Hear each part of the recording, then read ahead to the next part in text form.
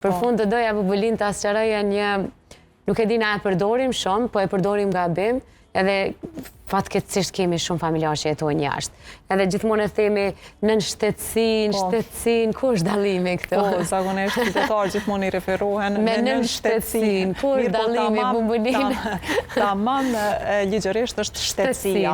Nën shtetësia nuk thuhet, apo thuhet për raste tjera? Nën shtetësia e përdorin qytetarët, e kanë kuptuar ashtu edhe e përdorin mirë, po tamam ligjërisht është fitimi i shtetësisë. Mos të themi mon, se çka po më vjen mend më shumë ti i ka fituar në shtetësinë gjermane. Ka fituar në shtetësinë. Kur na thot dikush në telefon ose në Amerikë për shembull, unë nuk e di se si është ligji atje, po e di që është një kusht me jetu disa vite për me apliku pastaj që janë procedura. Po, ata kanë procedurat e veçanta, i kanë procedurat e ndërlikume, kom dëgju edhe unë që nuk e një, nuk po du me hy me lutë ekspertën.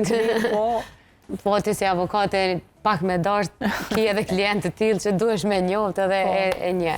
Avokate, unë të falenderoj shumë që u mundove të pakte në pikat ma të rëndësishme. A ka diçka që ja u kështë edhon si këshill kryesore krejt atyre që përdojnë me marrë shtetësinë e Kosovës, që duhet ta kenë, që themi na vathën vesh, fillimisht që atë hap? Po, mirë kish me qenë, para se me apliku, me u njoftu para prakisht me procedura. Sepse po e hargjojnë kohën dhe po gabojnë gjatë rrugës në përgatitjen e dokumenteve, po kanë mangësi ligjore, po kanë besa dhe mangësi në informata se cila dokumente do të mi paraqit para prakisht.